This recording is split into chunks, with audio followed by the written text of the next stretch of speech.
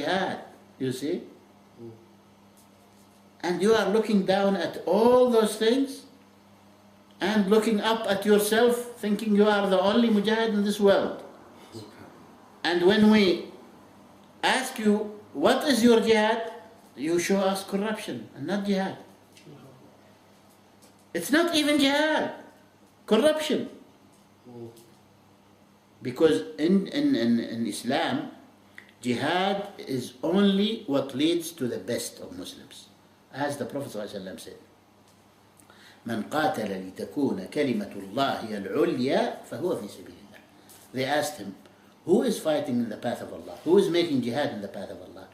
The Prophet ﷺ said, he who is making jihad to bring the word of Allah, make it uppermost, he is in the path of Allah. You see.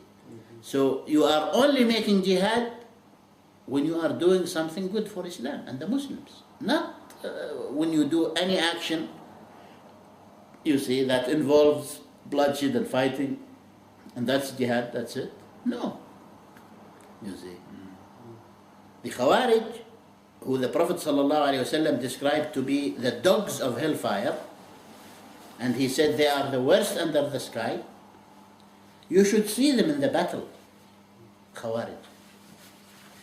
When Ali radiallahu anhu and the other companions decided to fight the Khawarij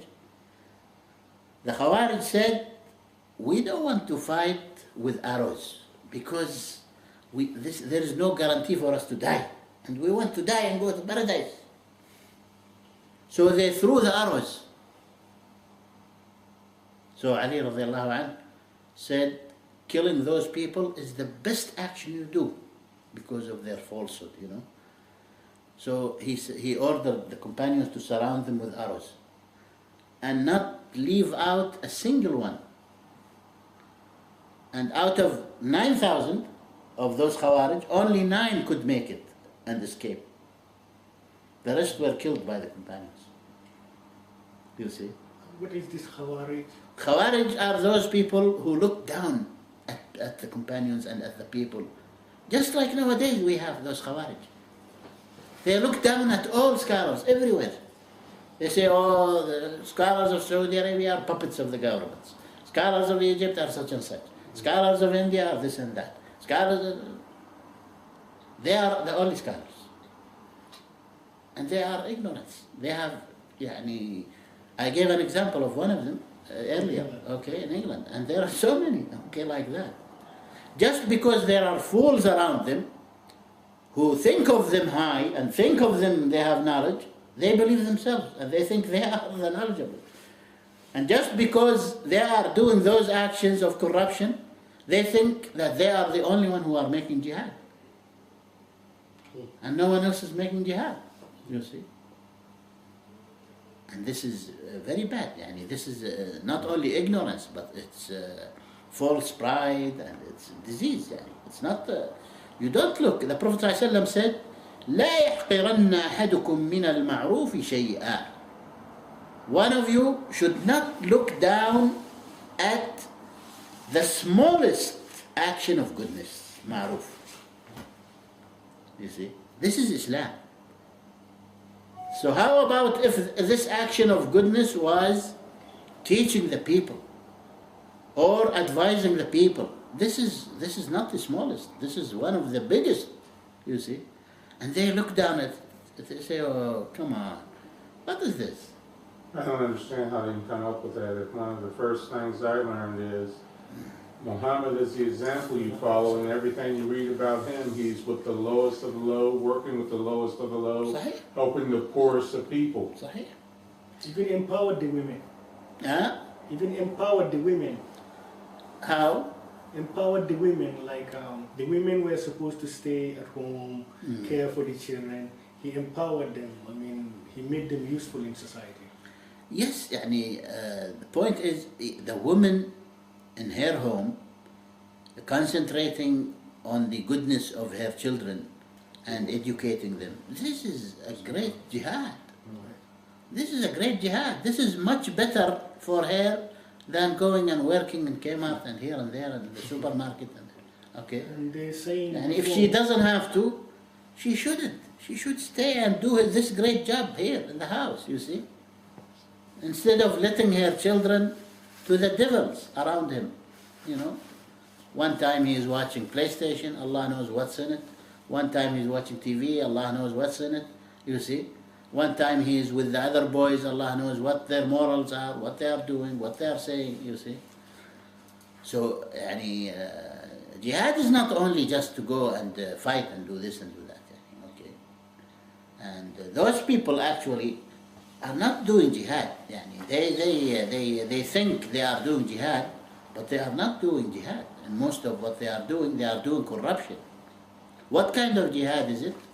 To go and blow up an airplane, or full of innocents, children.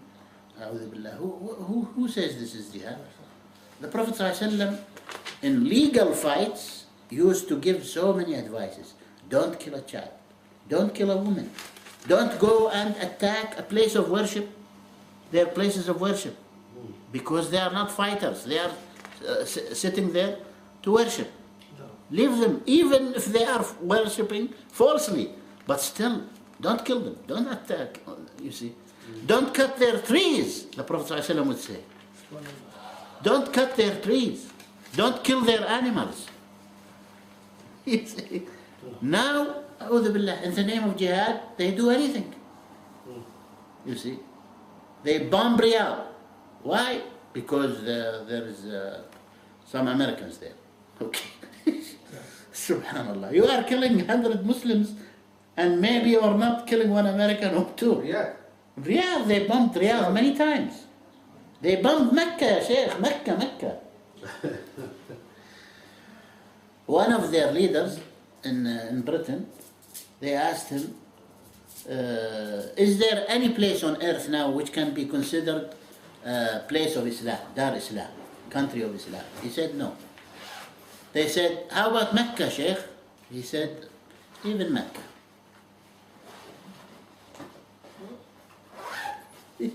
Even Mecca. So this is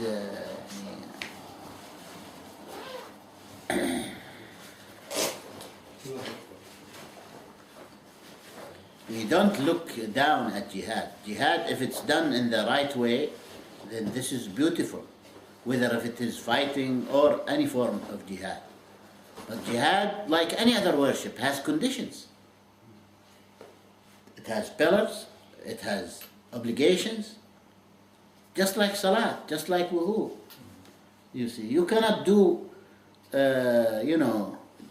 garbage and say, I am making wudu. You cannot make any movements and say, I am making salat. You see. Similarly, jihad. Jihad is a worship. And every worship in Islam has conditions, has pillars, has obligations, has, So, unfortunately, people now are fooled just by emotions. You see, and beautiful talk, and enthusiastic talk, and, things like that, That's why it's very necessary to learn the religion in this time, Otherwise, you will be a prey, You will be a victim, Easy victim.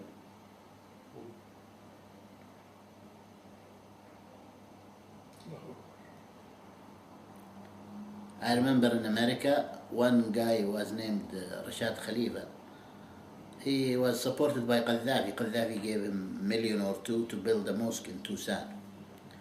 First, in the beginning, he was attacking the Sunnah, okay? And then, in 1980 something, 85, 86, he sent us a message. I was giving Jum'ah khutbah in Islamic Center of Cleveland. He sent us a message saying, I am the messenger of Allah. Follow. Huh? We got $2 million. And he had followers. Elijah had followers. Elijah, who said, I am a messenger. And I saw their paper, in 1972 I was seeing their paper. And the white is shaitan, and Islam is only for blacks, and this, and all that garbage. And he had a lot of followers, by the millions. You see? His followers were millions, you see? So, because of ignorance. You see? Because of ignorance. I think that was deliberate play on ignorance because Yeah. if you look at if you look at how the Muslim faith got started, Elijah Muhammad didn't go to the poor neighborhoods, he went to prison. He went to the prisons and talked to guys who thought there was nothing other than the life of crime. He gave them an alternative to crime even though it was corrupted. And he used that for his own means. He got very rich because there are a lot of people who live close to these neighborhoods and the mosque is in the neighborhoods and they're afraid of the people going in and out of the mosque. They're scared not to be. And some of the kids become Muslim because they get respect because people are afraid of them.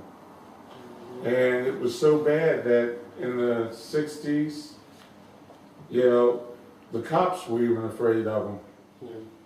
Because they do a face-off with the cops and they're just as well armed as the cops. And anybody who's ever been in any bad neighborhood knows anything you want you can get. Right. Also because they have a special army, you know.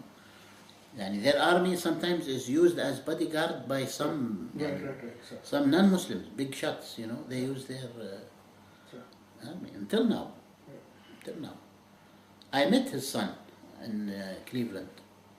I told him, you know, you should declare that you have nothing to do with your father if what you are telling us now, that you went to Azhar and you knew the Islam and this.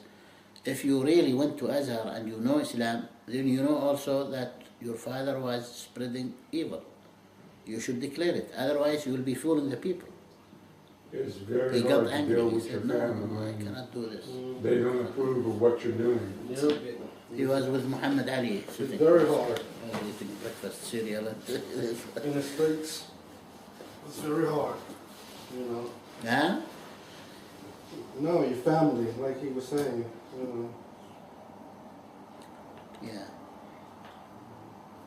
He was scared to go against his father. Yeah. Let's pray, inshallah.